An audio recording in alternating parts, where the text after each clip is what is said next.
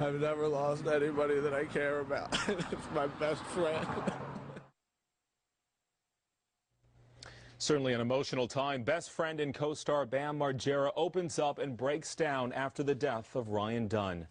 It's good to have you with us tonight. I'm Thomas Drayton. The daredevil and MTV star who was killed in a crash in Chester County, certainly fresh in the minds of family and friends.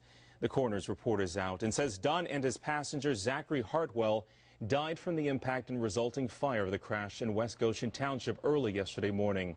Police have done an accident reconstruction and say Dunn's Porsche might have been traveling as fast as 130 miles per hour. 130 when it jumped a guardrail, flew into a ravine, and burst into flames.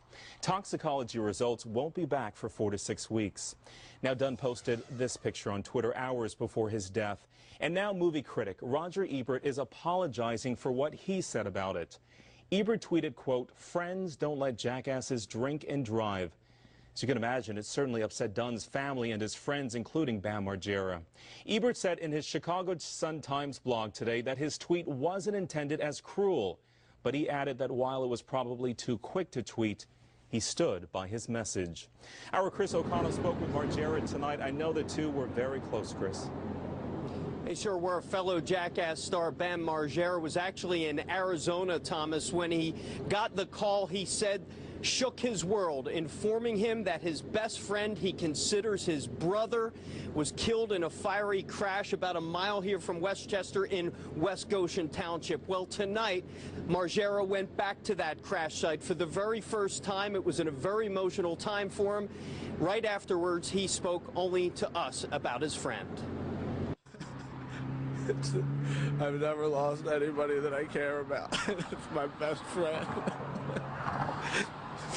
I was in Arizona when I heard, and I just remember I was with friends having the best time ever, and at 12:30 I just started punching out the windows of the rental van and ripping out the speakers, and I don't even know why. I wasn't mad at anything or anybody, and if it's 12:30 there, that means that it was exactly when he crashed.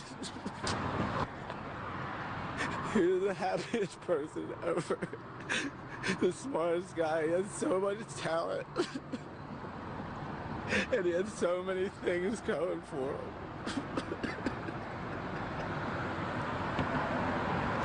It's not right. It's not right.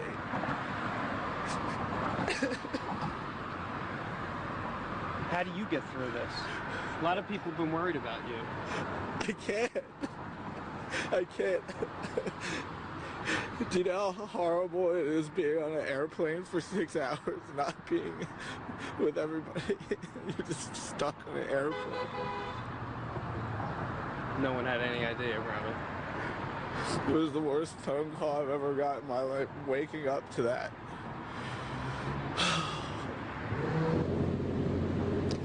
Margera clearly overwhelmed in that interview. He says everyone in the world knew Dunn as that guy with the crazy antics and stunts in the Jackass movie. Margera says he knew Dunn like no one else in the world, like his brother. He says he will never recover from a loss like this, Thomas. Certainly understand his pain. You think about your own friends, the ones that you love, and about losing them. I'm curious, are fans still coming out to the crash site, Chris? Yeah, perhaps even more today than yesterday. Fans are flocking there, putting down flowers. But one thing we saw in particular was this. People coming to the crash site, fans and non-fans, trying to gather, steal anything they could get their hands on, from broken headlights to parts of the engine block. Some people actually told me they're going to put some of this stuff on eBay and sell it. T-shirts and lighters and all kinds of things have already made their way on eBay, but at the crash site, you should have seen these people pilfering away whatever they could. I talked to a police officer. They said that is illegal. That is still an investigation scene, and these people should not be doing this, but they were taking away everything they could get their hands on. And frankly, I think it's a disgrace, Thomas. It really is. It's downright low. I mean, come on, people. Our Chris O'Connell reporting tonight. It's just sad. Chris, thank you.